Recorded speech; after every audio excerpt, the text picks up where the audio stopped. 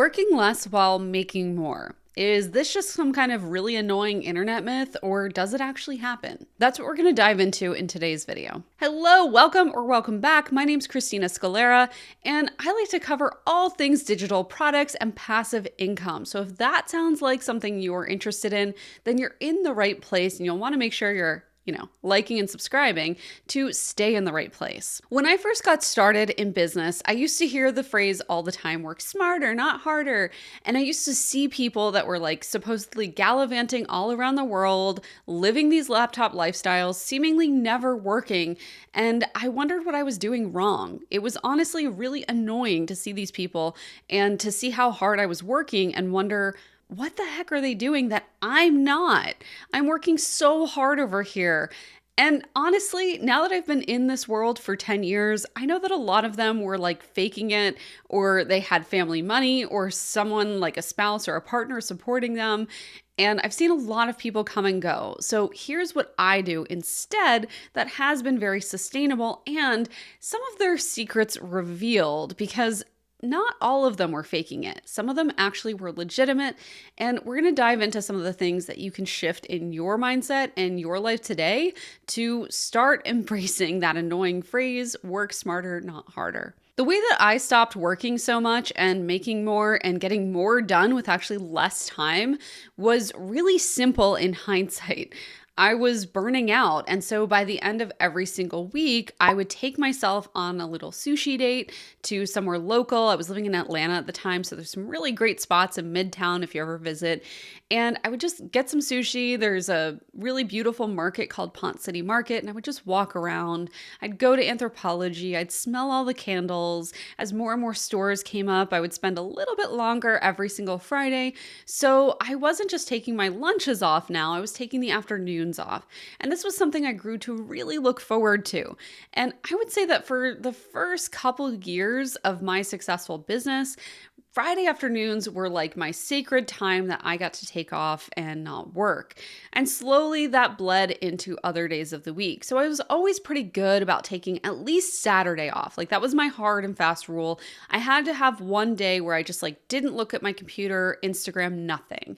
And that seemed to really help. Then adding the Friday afternoons off also really helped, just to give me that headspace, that clarity, that white space that you have to have if you run your own business to see the future for yourself and your company. So this was a really big shift for me because I felt so guilty taking these afternoons off. I mean, when it was just a lunch, right, I could justify that as, well, everybody has to eat, right? But when it was the whole afternoon off, it felt so indulgent until I started noticing that my best ideas were coming to me during these really creative breaks.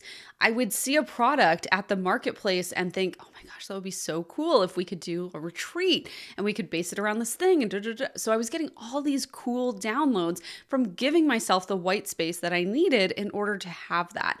Because if your life is just text across a page, every single square inch of that page is taken up with text, you're not going to have a lot of creative time or freedom or just that white space that you have to have in order to come up with those great ideas. Frankly, when your life is so full, you don't want to think about anything else to add, so you don't come up with the ideas that are going to elevate you to the next level. So you want to make sure that you're building in some white space, even if it feels very self-indulgent, very difficult to do right now. And so I would definitely look for that opportunity when things tend to take a little bit of a slower pace because maybe your clients are winding up for the week. Maybe you have a babysitter or something available during that time, and make that your sacred white space to do the things that you really want to do guilt-free. Like there's no reason why you have to wait until you are making seven figures to take yourself out to lunch every week. You get one life. That's your life to live. Do that for yourself and see what magical ideas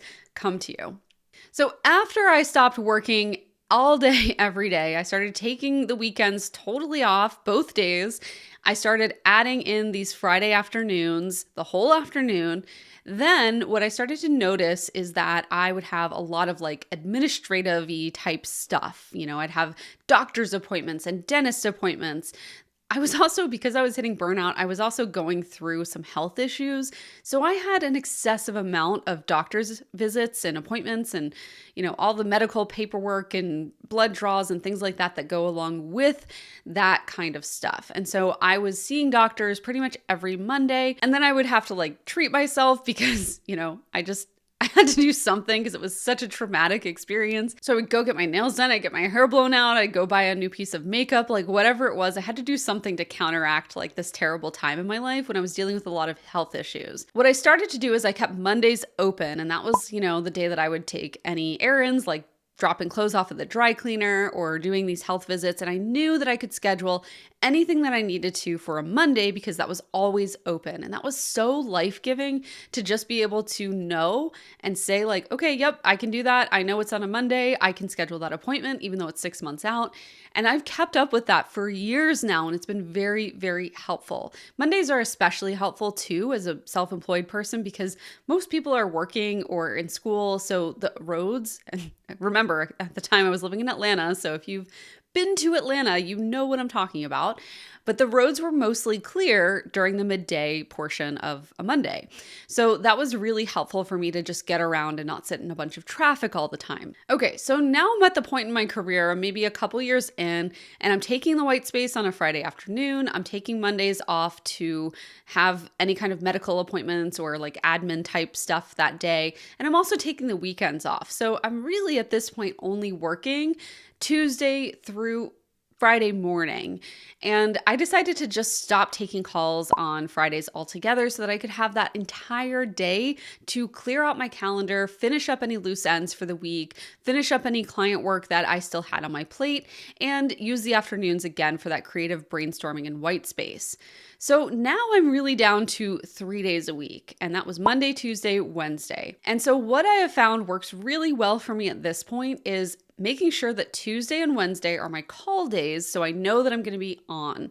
So I only have to do my hair and makeup for those days and maybe an occasional Thursday where I am filming YouTube videos or batching TikTok content. So really it's just 3 days a week, and I purposely made them in the middle of the week because when I first started batching my time like this, I was traveling a lot, and so then I could use Friday through Monday to travel as well. And then I knew I just had to have a hotel or an Airbnb Tuesday through Thursday, and I would be good. So if you do travel or if you want to do a lot of travel, this schedule might work really well for you. Now, here's the craziest part about this whole thing. Once I started condensing my schedule, I actually found that I had less work. I was forced, when I had less time available, I was forced to outsource some of those tasks and get really honest about what tasks needed to be outsourced, what I should keep myself, and what tasks I just didn't need to be working on. Even if I could do them, I didn't need to be doing them. I could have someone else doing them and probably doing it better than I was. So that really helped me to elevate what I was doing as far as hiring and getting contractors on board and really getting me out of my own way in my business. And so I think the result of my business skyrocketing up to $500,000 or more in a single year of sales, that all had to result from me hiring. And I was forced to hire because I kept working less and less because I just got so addicted to having that free time for myself, mostly so that I could work on anything that I wanted inside my business, not so that I could just, go to Disney World. I would say I wasn't spending that time very frivolously and just lazing about. I was using it for very relaxed work time, which felt like a better pace for me. But remember, I really like what I do. So I would have gotten anxious not doing that relaxed work. There is a huge difference though for you introverts out there. You'll immediately understand this. There is a huge difference between having to be on because you know that you have something to do that day. You have to film, you have to talk to this client, you have to host this group coaching call, you have to do something like that. There's a huge difference between that energy and you have 5 days to work on this webinar. It's night and day, and it's so relaxing to have that time available and that space to work on the things that you want to work on. So while I don't have any magical time travel advice for you, I would suggest that you start with a similar schedule at a pace that works for you. So start taking a lunch off at least once a week. Start at a very bare minimum taking weekends off, and I think it will change everything about your perspective, about how you approach your clients, your work, how excited you are to do the work in your business, and just kind of like reset you for the week. And then when you feel comfortable there, which it took me a long time to feel comfortable there. I know I'm doing this fast in a short little video here, but it took me a long time to not have any guilt about like waking up at 11 on a Thursday morning. To this day, sometimes I still am like, oh, maybe I should be doing something. And I'm like, nope, we're not going to go there. We're going to, get to work when it feels right today.